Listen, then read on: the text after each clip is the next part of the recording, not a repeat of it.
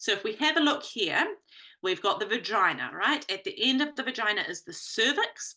That is, the cervix is the muscular ring. It does have a ribbed appearance to it. It's kind of boom, boom, boom, boom, boom, boom, boom, like that. What's the word? Like corrugated, I think would be a good word. On the other side of the cervix, we have the uterus. That's the womb. So when we have a uterine prolapse, that whole thing's coming out. And you can see if that whole thing's coming out, there's no way the bladder's not involved with it, right? The bladder's going to get pulled out as well.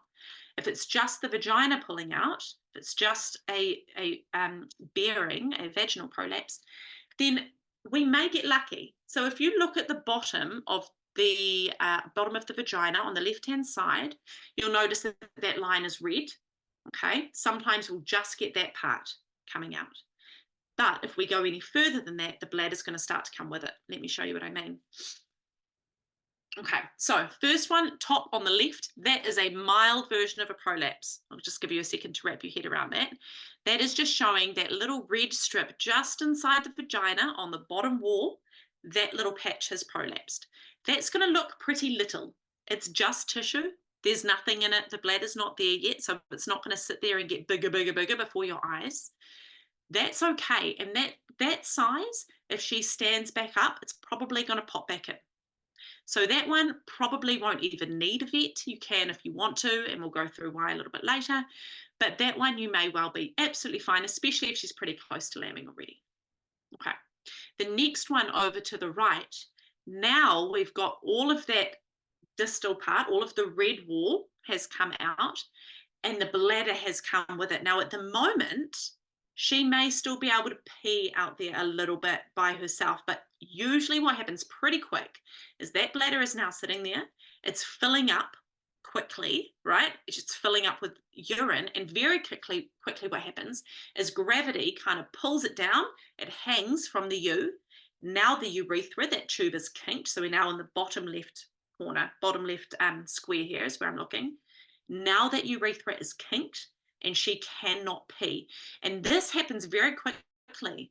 So going from just a little bit out to the bladder's out and it's filling up, it can fill up within a couple of hours. So more often than not, by the time, at least in my experience, by the time the vet is called out, we're already dealing with a prolapsed bladder with the urethra kinked and she cannot urinate. Now what's happening is that blooming bladder is sitting in there, getting bigger and bigger and stretching all that tissue against her will. There's nothing she can do about it.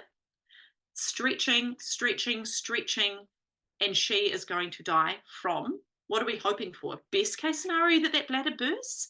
I mean, let's not get that far, but what will happen is that bladder gets so big that she obviously can't pee. The urine starts backing up into the kidneys, which is they're the organs that create the urine for us. The toxins from the urine start affecting the kidneys. They back up into the bloodstream and she goes down with a toxic shock from not being able to urinate. So that's what happens from that perspective. Okay, now I'm going to go back and have a look at a couple more images so that you guys can now try and see for yourself. Can you see? Does it just look like a bit of tissue?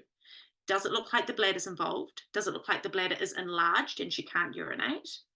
And what else can you see? Right, is there anything else there that I haven't already yelled about? Blah, blah, blah, blah, blah, blah. No, obviously while it's out, it's going to dry out. It's going to be exposed to the elements. Usually it's not traumatized because it's just a little cherry thing on the back. So usually she's not standing on it or traumatizing it.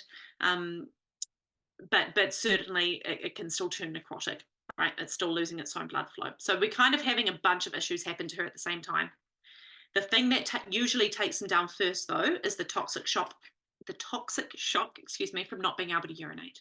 That's what we're usually most concerned about straight off the bat.